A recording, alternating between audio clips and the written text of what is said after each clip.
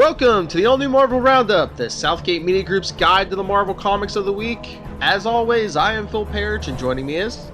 Charlie Esser. Alright, let's jump in. Not quite as big a week, so we won't keep you here as long, kids. I guess I will start with Death of X number 3. I have a theory about this, and I'm going to tell you when I'm done with this issue. Basically, it begins with Emma Frost on the, calling Magneto, and them talking about the whole Inhuman situation. Then it goes to Madrid, where Crystal and the Inhumans are cleaning up, and they're like, "Oh, the mutants will have to understand that we had to put them to sleep." Them in the whole city. Yeah, because the mutants are such an understanding group of people. Yeah, but again, and then Emma Frost talking to Magneto some more. She's like, can I count on you? She's like, I've been avoiding contacting Sebastian Shaw and the Hellfire Club, but I'm sure they'd be more than willing to. And Magneto's like, enough, don't try to manipulate me. And Magneto agrees to meet them in Spain. Then Emma gets up and she walks into another room and says, Scott, Magneto will help us. And he's kind of standing with his back to her. Then Emma sends her the Cuckoos, her like prize students to the mutant. His name's Alchemy. Oh yeah, Alchemy. I remember him. Mm-hmm. He was the reader's suggestion for the Mutant Massacre. Who didn't get? Oh, no, I'm sorry, Inferno. Well, you suggested him during Mutant Massacre because you had to register him as a mutant. Mm-hmm. And then, of course, he was revealed in Inferno. Okay. And because they were going to use him to turn all of England into gold. But then, but back in Madrid, Storm wakes up and thinks her whole team's dead. But then she sees them moving, so she's all happy. Because she came out with a bunch of X-Men. Like it looks like young Angel and young Cyclops are with them, but it's old Iceman and just like a combo, I guess, of the two teams. Crystal's telling her, the Inhumans, that they need to get down there and explain to the mutants before they jump to the wrong conclusion. And young Angel comes up and says, "That's all right, we'll come up."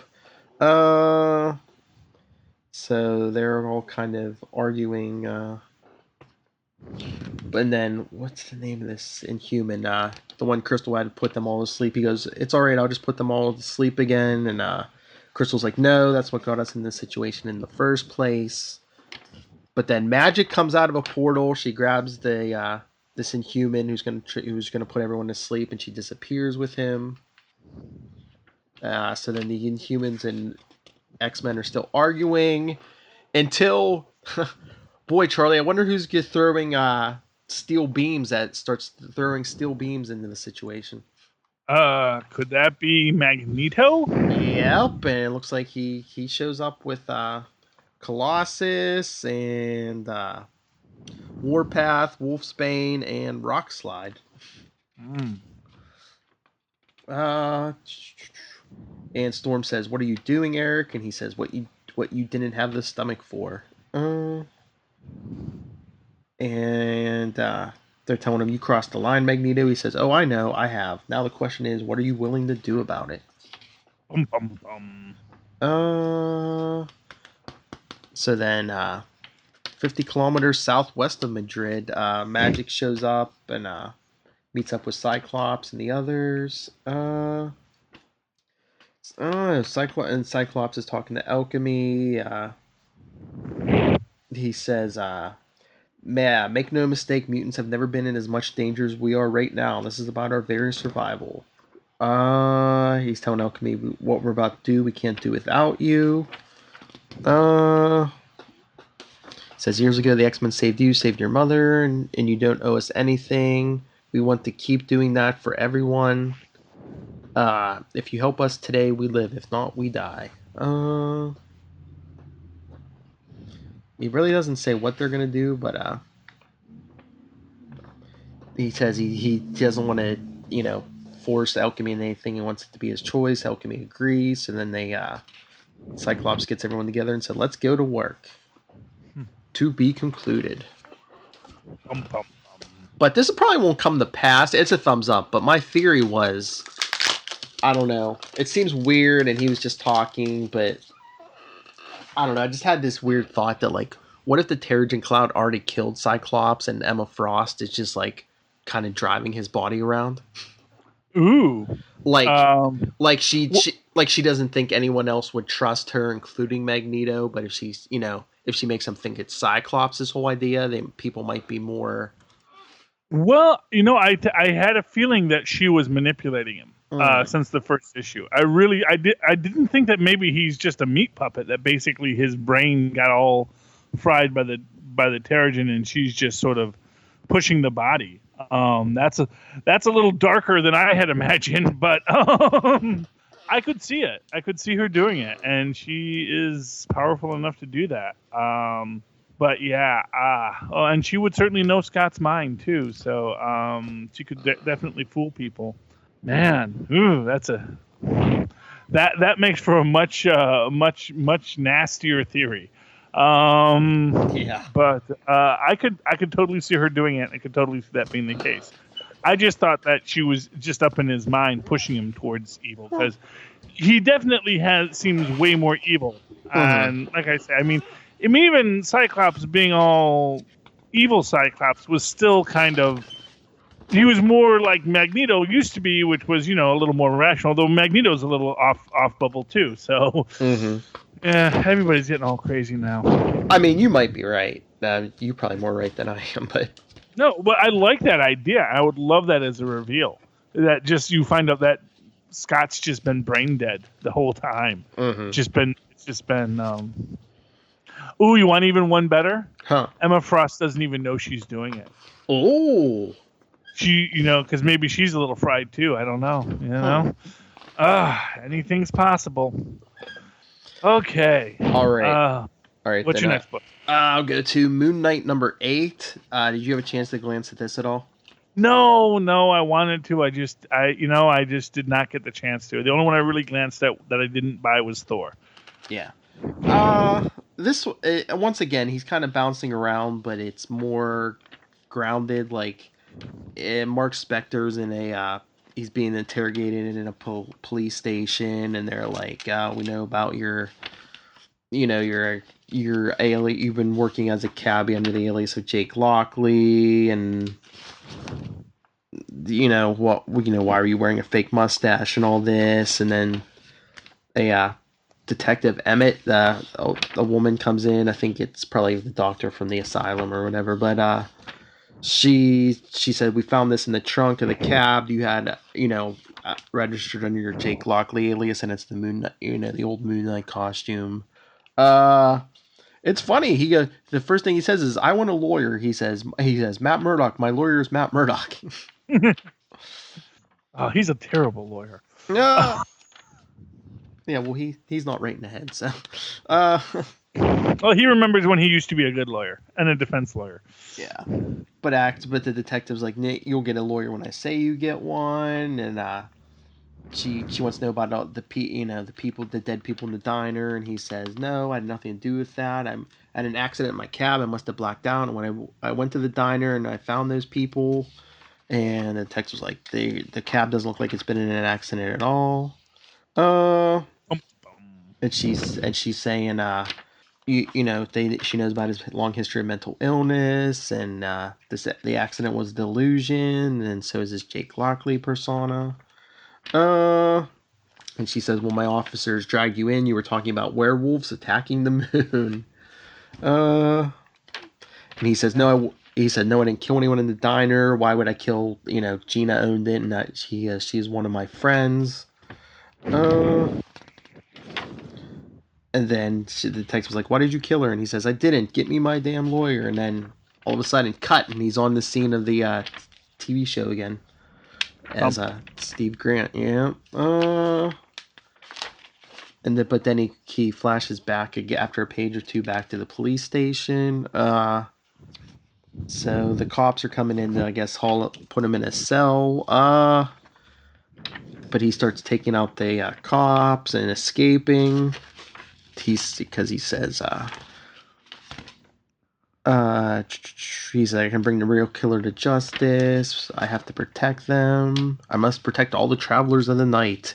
So he grabs his costume, takes off. Oh, and then he meets Crawley outside of a soup kitchen, who tells him,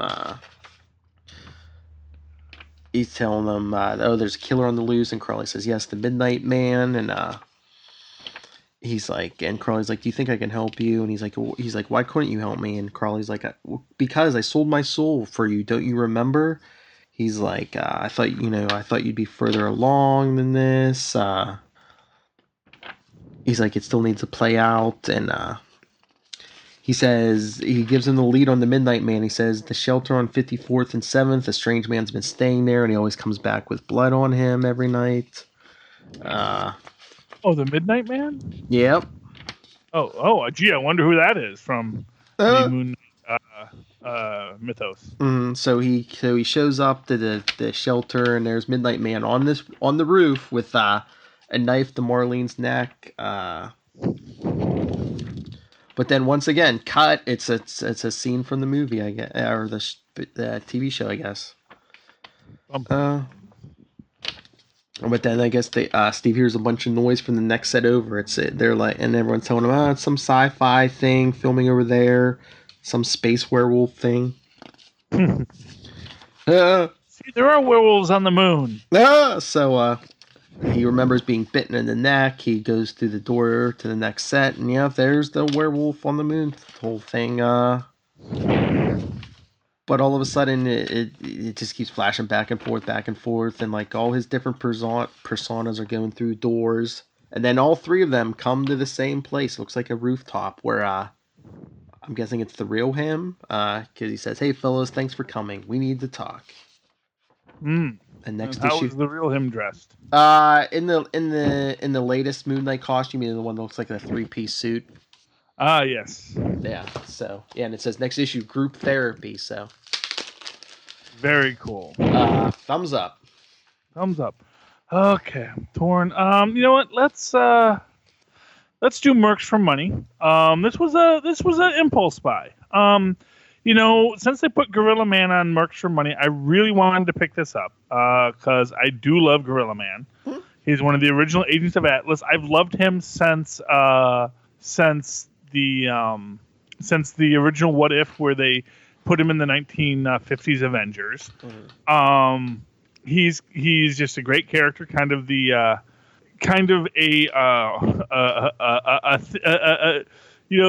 reminds me of Ben Grimm, and I like him. He's pretty cool. And we also have, of course, Machine Man in this. It opens up. Machine Man's doing all this narration. Really catches you completely up to speed. What we're basically dealing with is this group that Deadpool was working for, capturing all these radioactive people, including Nuke and Radioactive Man, etc. Is being run by Carolyn LeFay, who is Dr. Doom and Morgan Le Fay's daughter from an alternate universe. You may remember I'm not sure if she's from the universe that got created when Wolverine killed Hank Pym, or if she is just from that alternate past where Dr. Doom and Morgan Le Fay got busy with it. Either way, she is in this universe now and wants to watch the world burn. The Mercs for Money are taking out a being called the Presence, who was charged by all of these radioactive heroes.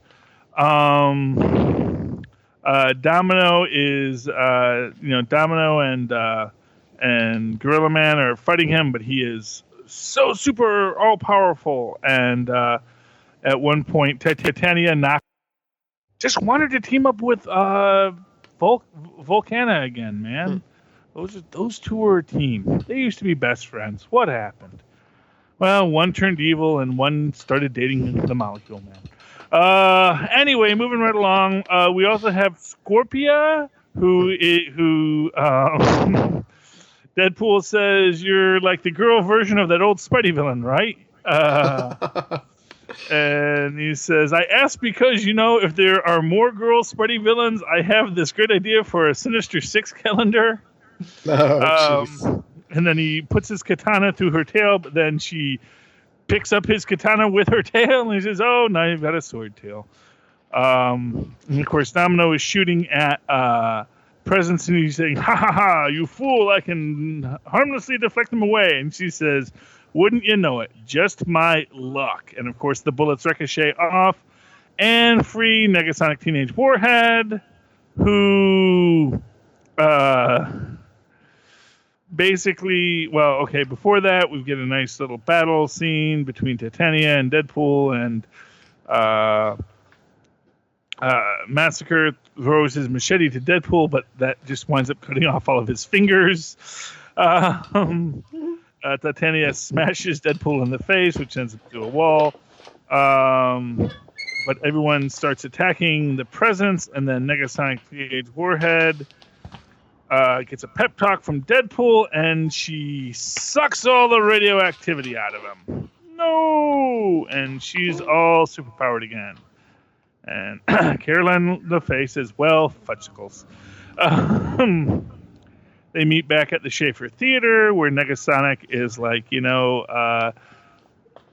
basically they all decide they're going to be a big family, which is nice, and saying, and Gorilla Man says, because Negasonic says, and you did kind of rip me out of the best home environment I've ever known, and I can't go back there again. Long story. So I guess I'm staying with you guys for a while at least. But because, a kid growing up around mercs, madmen, monkeys, and mechanoids always turns out wonderfully. And no offense, but these digs are in pretty rough shape.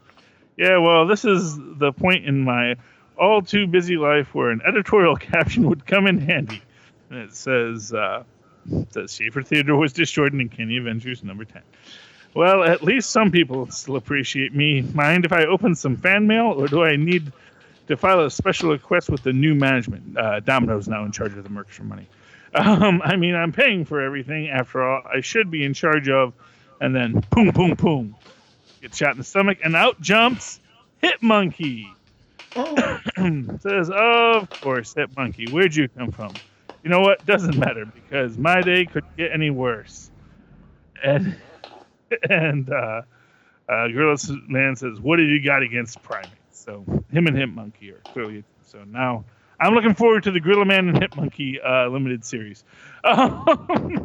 Really great. Next issue, we've got all of the new merch for money and all of the multicolored Deadpool costumes: blue, yellow, green, pink, orange, and purple. Looking forward to it. It's a pretty good series. Actually, I was really impressed by how much I enjoyed this episode. I jumped in feet first, not really knowing what happened. Picked up on everything. And yeah, I may get merch for money next month too. Thumbs up. Cool. All right. Then I guess I will go to Unworthy Thor number 1. You did glance at this? Yeah, I actually gave it a thorough reading. It's a pretty good book. It really is. Mm-hmm. Yeah, and I really like who shows up, which is the first time we've seen him back in a while. Oh, at the end, yeah.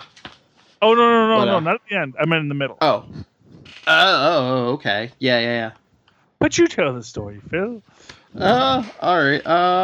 It starts with Thor basically trying to fight his way to Ultimate Thor's hammer, but his jailers keep, I guess, every day, because he says he's lost count of how many days he's been there, and they just keep every day. I guess they just knock him down and keep him from getting to that hammer, that pesky hammer.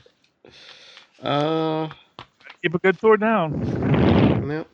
But then it's 3 months earlier, and he's on the moon. So he's contacted by Alpha Flight. I guess he's going to investigate. It said they were looking for a battle axe. I'm guessing that's the Ultimate Thor's hammer. He said I love how Odin's son's like he's no longer with the Avengers. So what did they kicked him out or? I always think that this is an interesting thing to me because especially in seeing the parallel between Thor in this book and Hercules in Avengers, Mm-hmm. and there was a very interesting back in the Incredible Hercules series where they went to Asgard and met up with the Dark Elves, and Hercules had to impersonate Thor, and then Thor impersonated Hercules, and it just kind of reminded me when I was looking through this, like, oh wow, he's kind of in that same drunken self-pitying place that Herc was at the end of his last story. So I thought it was interesting. So he goes down into a crater to, I guess, look for it, but he runs across Ulick and his trolls. Hey, Ulick. Is it Ulick or Ulick? I don't know. Either way. It's something, Nick. But, because, Thor has his, what is it? Is it Tooth Gnasher? The goat, because he can't travel anymore because he doesn't have a hammer. Yeah, well, he only has one of his goats. He actually has 2 goats, but he only brought one for this event. But Ulick caves in some of the crater on him, but he survives. And as Ulick's trying to get away, Thor tries to whip that axe of his at them, but misses. And then this is the part you're talking about. The Unseen shows up. Yeah, the Unseen. And what I thought was very interesting is the Unseen being allowed to talk to Thor. Because this is the first time we see the Unseen actually. First off, I like that the Unseen has got all cosmic-y here.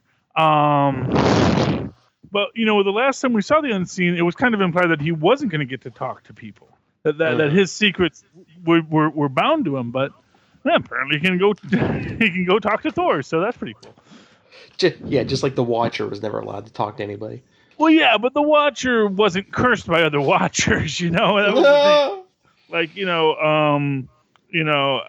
Nick, for those who don't know, the Unseen is actually, you can tell by his one glowing eye, used to be Nick Fury, who had killed the previous Watcher, and as his punishment, because Uatu's child isn't yet mature enough to be a Watcher.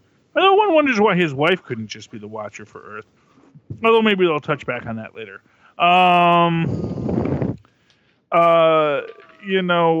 He has to be the Watcher now. He is the Watcher until at least until Uatu's son can take over the job, or maybe just forever, all eternity. Either way, sucks to be Nick Fury today. Well, do you think maybe he? Sorry. I was gonna say, do you think he's allowed to talk to Thor because maybe it's like his penance that it's kind of his fault that Thor can't pick up the hammer, whatever he whispered to him. So now he points him in the direction of a new hammer. Yes. Well, one thing that we did get from this was the fact that that the whisper wasn't something that Nick Fury had known, but was something Nick Fury learned from the eye of the Watcher. Mm-hmm. And that was new. Previous to that, it had been something that maybe we had thought that maybe Nick Fury just knew from his super spy ring. And, I still don't know why Nick Fury killed the Watcher, except for, I guess, maybe he just got driven crazy by being the man on the wall for so many centuries and wanted that secret knowledge. Well, I just thought it was like he thought the Watcher was going to inform somebody what he was up to. Yeah. It's not like Uatu is known for keeping his mouth shut, so... Yeah. But, so Unseen tells Odin's son, about this new hammer. He goes looking for it. Of course, he says, where would a hammer go if it was looking for Thor? It went to the site of old Asgard, but it's not there. Yeah, and not just the hammer's not there. What's not there? Old Asgard. What? Yeah. Oh, yeah. He said the whole you weren't quite clear on there. I wanted the people who didn't know. Yeah, he goes to where old Asgard is supposed to be, and it's like, wait a minute. Yeah, he says the whole realm is gone. Yes. But who's there, Charlie? Well, his old buddy Beta Ray Bill stops by. And this part is interesting because Bill offers him his hammer, but from what I remember, don't you have to be worthy to pick up Bill's hammer too? Because I thought there was a story where Bill's people, I forget what his race is called, but I thought his people at first didn't think he was worthy, so they were looking for like a new replacement for him, but like everybody who tried in his race, like no one could pick up the hammer. I mean, it's possible, but maybe he's worthy enough to pick up, this is very interesting because, and of course that's a whole other interesting question about Beta Ray Bill's hammer is, if his hammer isn't alive, Oh, yeah. Yeah, we got this whole convoluted thing with this whole hammer storm goddess thing in the hammer. Honestly, I think that's just going to be more trouble than it was worth. Or maybe all hammers are alive in their own way, in the way that so many mystical weapons have some sort of an essence of a spirit within them, a talisman, if you will. What was kind of interesting to me in this story is, like I said, what's interesting to me and most interesting to me in this story is the asides that Thor says. For example, he says, sometimes now even the storm ignores me, which says that he actually still can sometimes control the storm. He still has the power to bring the storm, but that, the storm isn't as bound to him as it once was. And interestingly enough, he, and of course, what I thought was most interesting was when he's saying how if he was All-Father, he would carve out a realm for the trolls to live. Because that is why the trolls are such a problem, because they have no realm of their own, so they must wander. But then he says, but I will never be the All-Father. I mean, you have your theory on what the whisper was. My theory still goes to who is the true heir to the throne of Asgard. Mm-hmm. And although I came up with a new idea as to why Thor might not be the true heir to the realm of Asgard, which is that what if he is not actually Odin's son? Oh, because like he's a double? Because what it is he is the child of Gaia. Okay, because Gaia, the elder goddess, that Odin, of course, Leng, as they say in the biblical sense, with Gaia, the elder goddess, who is a goddess who outranks Odin. Like Odin is like, a child of Gaia. She is the mother goddess. She is the primordial goddess of all things. And Odin, the All-Father, lays with her, and that is what produces Thor. But, we know who Thor's mother is. But as anyone who's ever watched an episode of Maury can tell you, you don't always know who the father is. And Gaia might have said, oh yeah, Odin, here's your little baby boy Thor, Odin's son. You go take him back to Asgard, raise him as an Asgardian. But really, Thor is maybe something completely different. Ooh.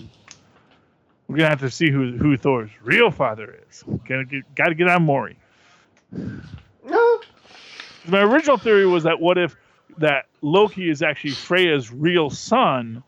Oh, because she had been because I think there was somewhere I think it was read that she had been captured by Laufey, and then maybe they had a little prisoner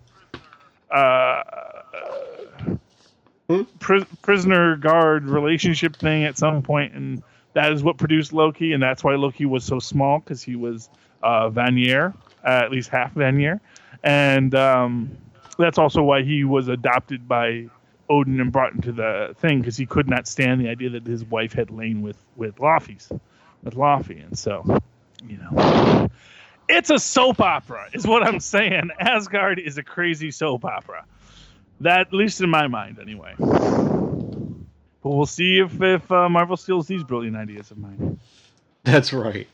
All right. Well, that's a thumbs up for me. All right, I'll go to my last book on my own, Spider-Man 2099, number 17. All right, so it starts with Miguel and Roberta, the Captain America from 2099, back in the present. They're going to go. Well, I guess they were sent back to New York, so they're going to travel to back to the base of that group, the Fist, to try to take them down. But they're on the plane, and guess who attacks Miguel?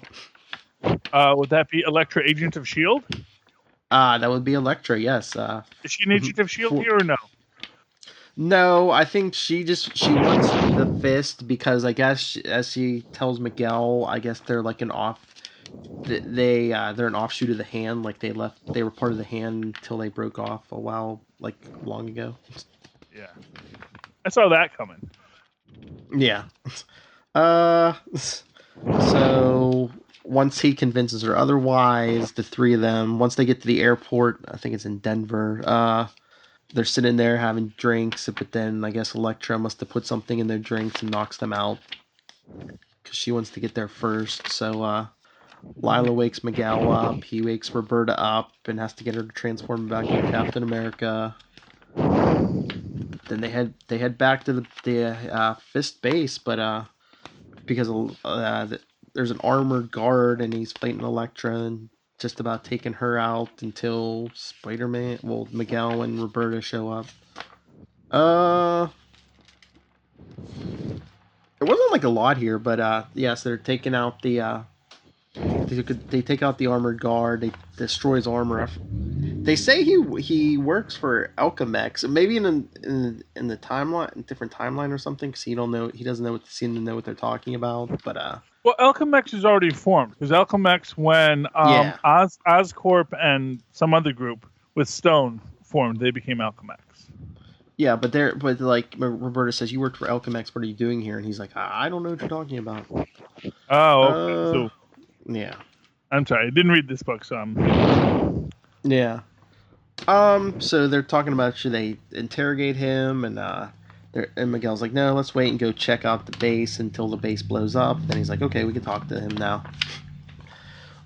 Where the issue kind of ends. I mean, it was a decent enough issue, but it just seemed to go by really quick, and there wasn't like a lot. Mm-hmm. There was one good joke though. On the plane, Elektra was like wearing like a red like overcoat and a hat, and some kid yells out, Mommy, I found Carmen Sandiego. Wah wah. That's. But yeah, it was decent. Like I said, there didn't seem like a lot. It was a lot of, hey, look, it's Elektra. But I mean, it was alright. It's a thumbs up for me. Very cool. Evo, can we pause for just 1 sec? Sure. I just need to. My next book on my own, which actually I'm gonna say this was my pick of the week. Champions #2. Now, and I'm not gonna say the ones we did together that those weren't really good books because I was going between this one and Occupy for what would be my pick. And I settled in on this, and I think it has to do with, in many ways, sort of what is great about the Damian Wayne centric books, the Teen Titans, and the recent Superman book, and this idea of this getting the voice of a teen right. And as much as teen heroes annoy me, I think what's always annoyed me about teens was that people didn't get their overwrougtness right. And for some reason, right now, the books over at DC, and this book in particular, is really hitting me perfectly. Also, throughout this book, there is a real old school callback when you're watching it or when you're reading it. So, and which I'm going to get to in a second. So we're reading this. You got Amadeus in Hulk form. Notice he's staying in his Hulk form a lot. Still can transform, but he's preferring one form over the other. Which, there's a psychological aspect about that, about if you change a lot and how that bifurcates your personality. But if you can change but don't change, that also means that one aspect of your personality is dying. And we see them all sitting around a campfire because basically Ms. Marvel has suggested they should all go on a quick camping trip because they need to bond as a superhero team, because they need to sort of establish who they are. They decide to do a whole thing where they're going to show each other their powers, their strengths. Ms. Marvel says she can embiggen and shrinken and stretch and all this kind of stuff. Again, no one says, well, how do you do that embiggening and have your clothes embiggen as well without... 1 second, sorry. So my next book is Champions #2, which I'm going to say is my pick of the week. A lot of the other books, the other Avenger books both came close, especially Occupy was very close to being a pick of the week. But there's something about this book that really speaks to me. I think it is this idea of teen superheroes, and not just teen superheroes, because I'm not the biggest fan of teen superheroes. Mm-hmm. It's the fact that people are getting teen superheroes' voices right, whether it's Damian Wayne or all of the characters here. Ms. Marvel, I think, always gets the voice of a teen superhero right. That's really the only other teen superhero book I read. But I really like the way that Damian Wayne is approached over at DC, and I really like the way that they're approaching all of the teen heroes here in the Champions. We're opening up. All of the Champions are sort of out in the woods. They're having a camp out because Ms. Marvel figured they needed some team building. They need to understand each other, understand what everybody's strengths and weaknesses are. And so, of course, they're showing everyone their own powers. Ms. Marvel shows first. She shows she can embiggen and shrinken. No one thinks to raise the question, how are your clothes embiggening and shrinking with you if you don't have unstable molecules? And really, at this point in history, no one should actually have unstable molecules because there's no Reed Richards. And Reed Richards kept unstable molecules a very strict secret. Because the one time other people got unstable molecules, they wound up almost destroying the planet. That was a fun issue. I got turned into a wallet. Unstable molecules are crazy, and they really have never established that Ms. Marvel has gotten unstable molecules as yet. Or they did an unstable moleculization of her uniform. Right now, the only source of unstable molecules is Johnny Storm, and he has to go through what he has in his closet to give to other people. So, you know this if you've read Howard the Duck, because they have covered that in Howard the Duck. Anyway, this is my own theory on Ms. Marvel and her amazing near pop-up-ian shape-shifting powers, which maybe will one day get printed in one of the backs of these books. Anyway, so they then go to Spider-Man and says, because after she returns to normal size, she says, "Okay, Spidey, I know you're here. Your powers include invisibility, but is compromised by your beam farts." And he turns himself visible. Says, "My name is Spider-Man." They say, "Hi, Spider-Man." And he says, "I have the Porsche speed of a spider, speed of a spider. I can cling to walls, shoot webs, and I have an electro sting touch, which will be very useful out here if I wish to fish with my bare hands." And of course, Amadeus says, "I can think of 97 ways, 98, that those powers would be useful outside of urban settings. Can you web up some hammocks?" And he says, "They'll dissolve after an hour." Then 97. And they say, "Nova, you go next." Says, "I got this alien helmet, and my powers are all in there." So, of course, Hulk, Amadeus, steals his helmet, so without it, you're a normal. Says, "Hey." And his mom says, "Hulk, give Nova back his little hat." Says, "I was just goofing, Nova. Here's your little hat." It's a helmet. Helmet is a subset of hat, says Viv. "Thank you, Viv." What else? "I'm super strong." And Hulk says, "Show, don't tell." Says, "What?" He says, "I'm already bored." This is the first signs with the Hulk. He says, "Okay, here's telekinesis." And he lifts the Hulk up and turns him upside down. Says, "And I can breathe in space and underwater," then dunks the Hulk under a lake and brings him up. "Also, energy blast, which you saw when I started the campfire." "Hulk, I think it's your turn, and be nice," says Ms. Marvel. "Yes, I am in agreement that the Hulk should be nice." And he goes, "Wait, geez, I have one more power. Let me finish." "Then do proceed, Nova," says Vision. "All right, my helmet can translate like practically any language. Doesn't matter, say something, not English." And Viv says something in Skrulese, and he says, and invisibly we engulf the stolid form-bound Kree. Where did you learn scroll? It says, I did not find it necessary to learn. It says, is that like never having to remember things because you can Google them? I will divulge my unique abilities when it is my turn. Hulk, I believe it is yours. This is an important little dynamic here because we have, Nova doing this, hey, let me do a translating thing. And of course, Viv's the one who translates because people got the hots for Vivs. He says, aren't mine obvious? I'm the eighth most intelligent being on the planet. Yeah. Go on. AMA, I know the answer. It says, oh, I got one. Says, Miss Marvel, how high can you jump? And he jumps, and it disappears. It says, finally, a break from the stench of testosterone and body spray. Viv, your turn, I guess. He says, very well.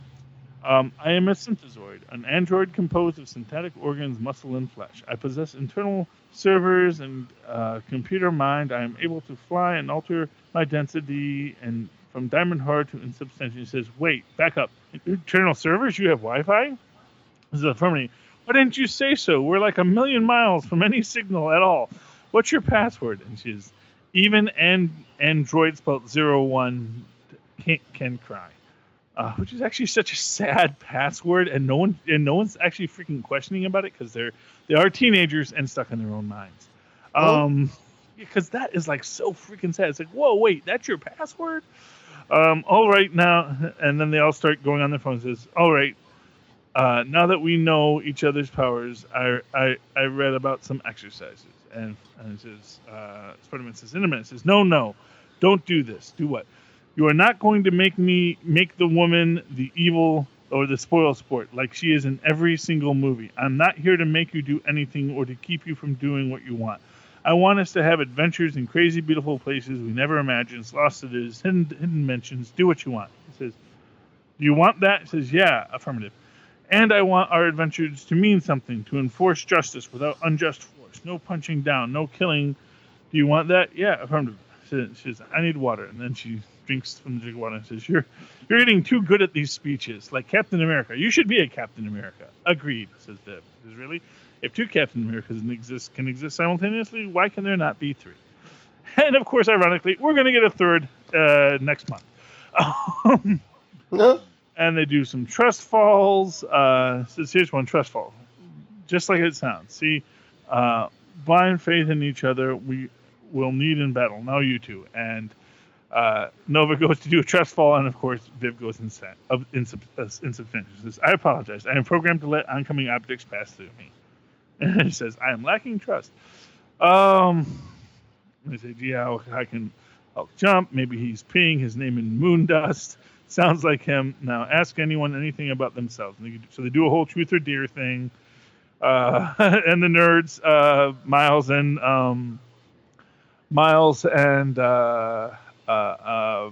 Kamala talk about their academic achievements. They pass, and Nova asks Viv when was her first kiss, and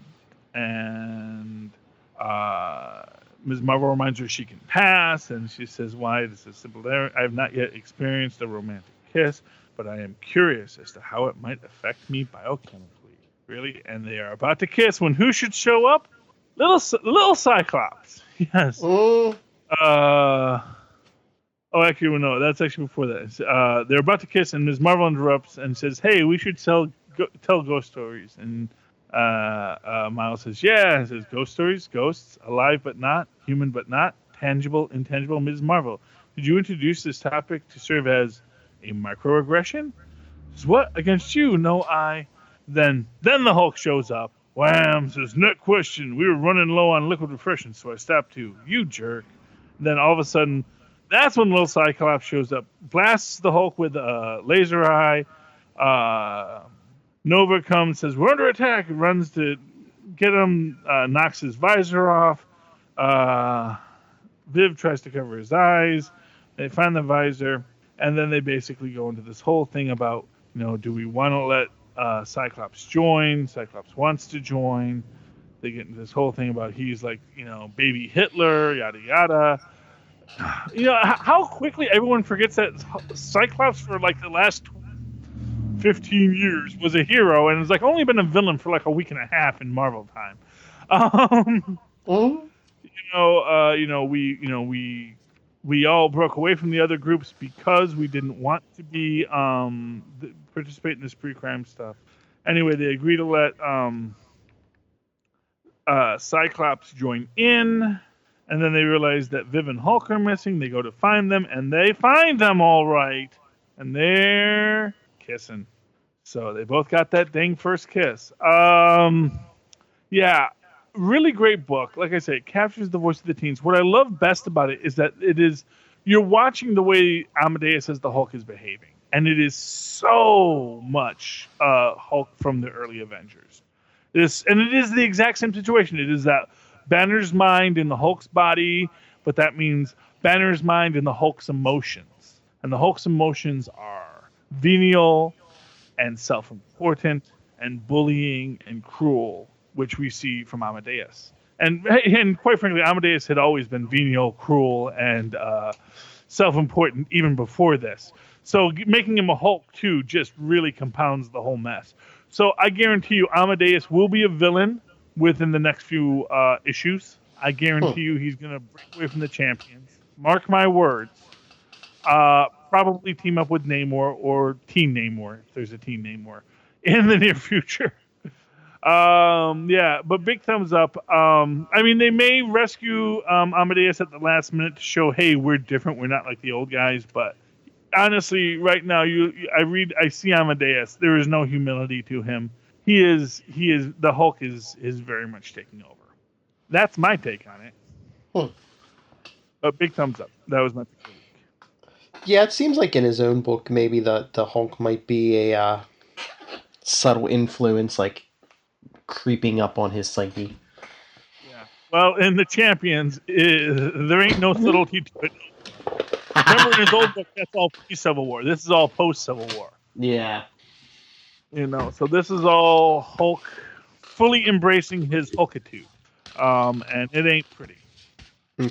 But yeah, our last two books, I gotta say, both of these were my favorites of the week. They were really good. I'm not going to deny that. Let's go to my pick of the week, Occupy Avengers #1. That was good. Okay, tell us the story, Phil. Well, it opens up. Well, I find it interesting because of course, it's the story of Clint Barton, and he's at a diner in Santa Rosa, New Mexico. Basically getting all this love about it, how he's a true hero, and thanks for killing the Hulk. Well, yeah, because as the guy in the diner says, the Hulk broke my brother's legs. Mm-hmm. And this is this nonsense that, again, something Amadeus Cho couldn't even comprehend. It's like the Hulk never kills people. Yeah, you can survive a heck of a lot. Well, no, the Hulk never killed people. That was always this big shtick in the official 616. There were times in alternate tales where they said, no, yeah, the Hulk definitely kills people. And in the Ultimates, the Hulk kills people left and right. But the idea in the 616 was that Hulk never actually killed people because, like Amadeus, even as the Hulk, there's this whole mathematical progression of where everything is going to fall when the hit comes, etc. But, the problem with that thing is that, yeah, people aren't going to necessarily die, but, you can lose a leg and live. You can be crippled for life and live. You can have horrible things happen to you and live. And that was the problem with the Hulk is, he was a monster. And even if everyone got away with nothing more than a sprained elbow and a scratch on their nose, they still lost their home. And yeah, good luck talking to the insurance company about whether or not you bought Hulk insurance. And of course, if you did get that sprained elbow, but you still have to go in the in the ambulance to the ER, and did you have health insurance? And oh, well, now we've got these costs, And Tony Stark's rich, but he can't fix every one of the Hulk's problems. People hated the Hulk, especially in New Mexico, especially in New York City. Mm-hmm. I mean, that was the thing. It's like, if you wanted to convict Clint Barton, you had to take him to Detroit, where no one had seen a Hulk. You try him in New York City, that guy is walking, because the Hulk had just destroyed New York City. But yeah, so anyway, people like Barton because he killed the Hulk, and he should probably have never stopped wearing a mask. Yeah. So he's all weirded out because he's like, okay, everyone's congratulating me for killing a friend. But then, I guess noticing all the commotion, Sheriff Ortiz shows up with her deputy, Red Wolf. Time and dimensionally displaced Red Wolf. Mm-hmm. But the sheriff's like, heard what you did in Illinois, Kansas, and Colorado. And I guess Clint's there because he's checking out the local water supply has been contaminated, from hazardous waste illegally dumped on the reservation decades ago. Mm-hmm. So Clint decides to go out to the reservation, look around, goes with Red Wolf, which is good because I don't think anyone on the Sweet Medicine Indian Reservation would talk to him if Red Wolf wasn't there. No. And they do make a great point about how he, you're an investigative journalist, and just how he sounds like every other white do-gooder who's shown up at the Sweet Medicine Reservation up until now. Hey, at least he's showing up. Yeah, but what's he gonna do? How do you fight what? How do you punch water till it's clean again? Yeah. And that's when he's noticed by the bad guys. We don't know who they're working for. No, but they do have skull faces, so they're pretty clearly bad guys. Yeah. Oh, well, yeah. And then they're shooting at him. Yes. Oh yeah, that helps too. Then we get the whole his whole thought process. I like the thing about the arrows. He's saying guns and knives are impersonal, brutal, but an arrow is like a handwritten letter in the age of text messages. Yes. So he's kind of pinned down with gunfire. Then Red Wolf shows up. Mm-hmm. A lot of fighting and punch 'em up and arrow shooting. Some great punch 'em up though. I'm gonna say. Oh that. yeah. Yeah. And I like Red Wolf with the axe on the horse with the wolves. Very what if Conan was trapped in the 20th century kind of stuff there. Mm-hmm. Which is one of the reasons I love Red Wolf. I'm so sad I never got to finish that book. Mm-hmm. Too many books, Marvel. Even on a light week, I'm still reminded of the too many books. But they were gonna interrogate the leader, but I guess he's not gonna talk, so Clint knocks him out. But then down at the bottom of the riverbed, Clint's like, it was dry just minutes ago, so where did this water come from? And Charlie, where did it come from? Hydro Man! Yeah, Hydro Man. Which is, great. Yeah,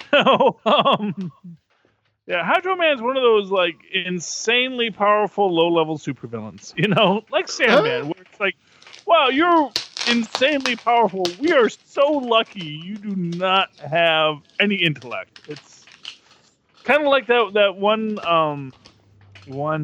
Absorbing Man storyline where he absorbed someone's intellect and started absorbing everyone's intellect and got super intelligent and was a really scary supervillain for a week. That was awesome. I forget who he fought in that. I want to say it was a Spider-Man story, but I'm not sure. But it was cool. Really scared the heck out of you when it comes to Absorbing Man. Yeah. But yeah, I'm not doing this issue justice. It was really good. I recommend it. Anyone within the sound of my voice, pick it up. Like I said, it's my pick of the week. And no, that Walker can really write. I tell you. Oh yeah, and I mean, and you're loving Red Wolf. Wait until we throw his Nighthawk in here too. Oh yeah, we're gonna have Red Wolf. Well, I kind of get this. Like I said, my biggest thing with Hawkeye in Occupy Avengers is isn't he isn't he exactly what's wrong with the system? The idea that too privileged, I'm not even going to say white, but just two privileged superhero characters sat down in a bar one day and said, "Here's what we're not going to tell anyone else what we're doing, but here's our plan, just between you and me in our backroom deal." And then when it all goes down, everybody else has to deal with all the mop up, and just that idea of these superheroes, because obviously he's not a superhuman, but he is a superhero, and how that feeds into the problems. And I like that they don't really necessarily shy away from that. And like I said, I get this real fun Green Arrow, Green Lantern vibe. Mm-hmm. But I get the feeling that this is kind of going to be like Hawkeye is the Green Arrow as the social justice warrior who, even among guys who are kind of progressive in their own thinking process, are still going to be looking at him like, you're an idiot, Yeah, I get what you're saying, but you do realize, this is the universe where we punch things. Yeah, no, I absolutely love this book too. I mean, really, like, maybe just because I'm a Marvel junkie, but I do think that they are firing on all cylinders right now. Oh yeah, and definitely pick up Occupy, kids. It's worth $3.99. No, $4.99 a book. It can be hit or miss. Although I'm gonna say this was not too bad. No, Avengers #1. Yeah, Avengers, because, hey, you got to get a #1 every so. And to be specific, this is Earth's Mightiest Heroes, the Avengers, #1. Yes. #1 now. Shattered now. Because they do have to rebrand it all the time. We're opening up. We've got, and this is a good point. This is Nadia the Wasp. And they really should call her, because they actually called her, and I can't remember the name because they're not writing it enough, the Russian word for wasp. I didn't realize that at first, that was Nadia, not Janet Van Dyne. So we got the Wasp, Hercules, Thor. That's Jane Foster Thor with Cap, Sam Wilson Cap. And they are battling some sort of a frost wolf. They do eventually, basically, they use the whole throw the hammer at the shield, ricochet the lightning, and they have Hercules hold the shield because he can handle the thrust to redirect it. And then we get this jerk by the name of Peter Parker invite the Avengers up to his penthouse tower at the Baxter Building. Like he's the guy that should be running the Baxter Building. And really, he comes off as quite the schmendrick. We get a great little bit between him and Nadia because she, of course, knows him as that. What is he saying? We already have one of the. Basically saying, you cannot replace Jarvis. Meanwhile, back at the Avengers, we'll be back soon, Jarvis. Which is, and that's actually, and I'm really just looking at this now. It's this lovely little bit here where, again, how many people, man, I feel bad for Jarvis and Alfred. Just how really poorly treated they are. We have a character by the name of Ms. Beecham introduced, who is Peter's administrative assistant and will soon be the Avengers' administrative assistant. But she cannot replace Jarvis. Meanwhile, Jarvis is left back at the old hangars, mopping things up. He said, "We'll be back soon, Jarvis. We're sorry Mr. Stark lost the deed to our headquarters, Jarvis. We'll help you close this old dump up, Jarvis. We promise." Sigh. And Sam says, "We probably should have called him by now, don't you think?" He says, "I just thought. Now I remember who you are. You're friends with that awful Spider-Man," says the Wasp. He says, "Oh yeah, wasps and spiders, natural enemies. I forgot. Spider-Man, and we do the whole Spider-Man's my bodyguard." And you see that there's like a little cage there for Red Wing that basically Peter is coming off is really the worst possible human being in this. Which is normal because he is Peter Parker. And he is the worst possible human being. He blames Otto for Superior Spider-Man. That was pure Parker. We haven't forgotten about you, Parker. Mr. Great Power comes great showbiz opportunities. We remember Amazing Fantasy. We read that book. Anyway, so who should show up at that point but Kang, saying, "Where is the child? Where is the child?" He then splits into Kang and the Scarlet Centurion, which is another version of Kang from his past. They do battle,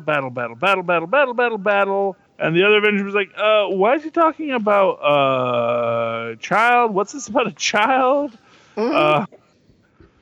They disappear after they smash up Vision. He doesn't know where the child is because he offloaded that data. The Wasp saves them. Then basically the Vision says, "Well, I kind of kidnapped him as a baby." And they're like, he says, it just,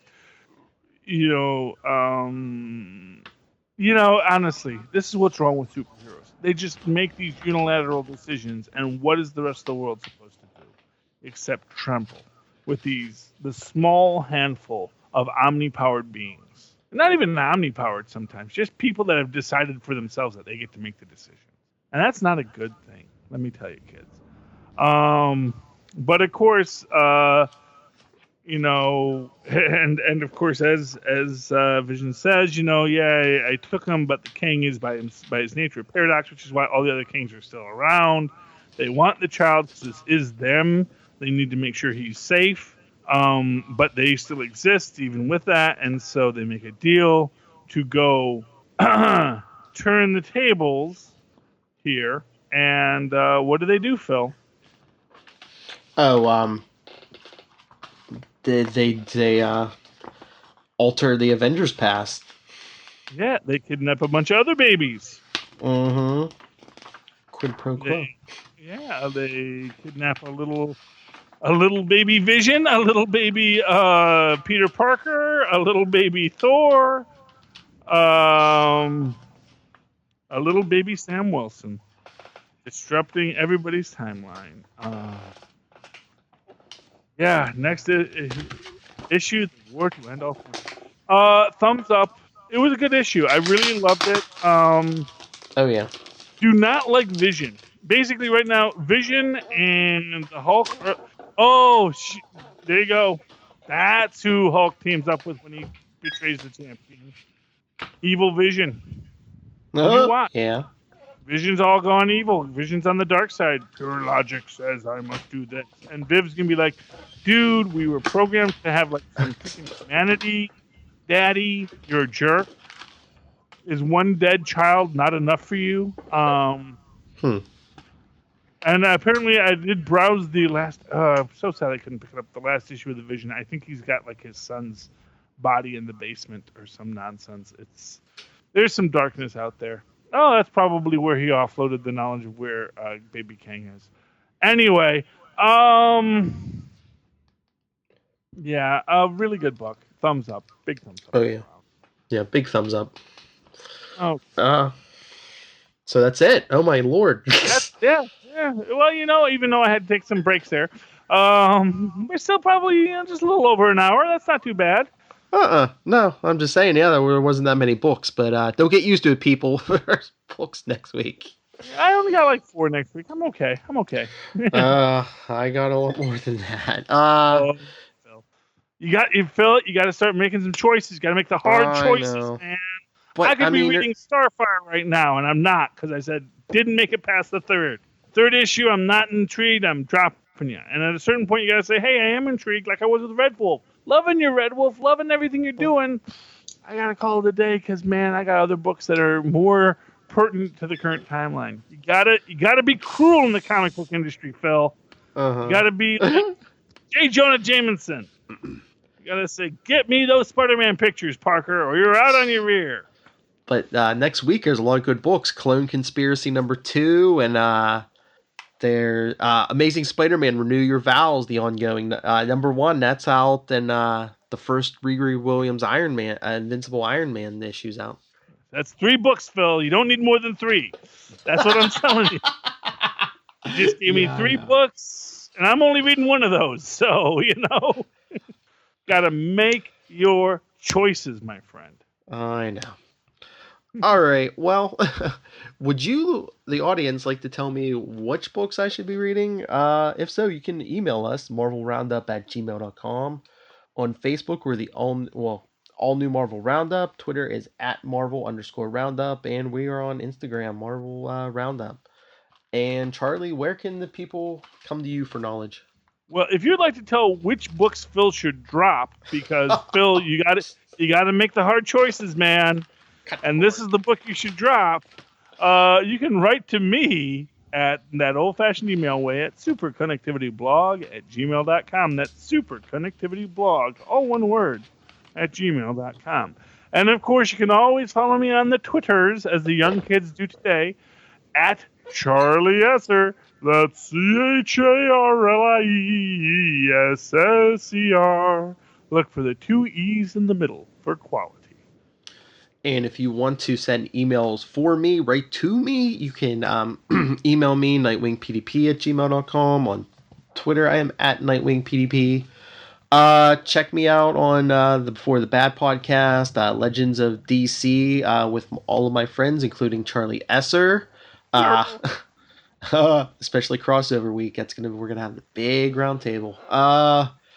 And over here, of course, all new Marvel Roundup, Super Connectivity. Super Connectivity is gonna be good this week, people. Yeah, special guest star.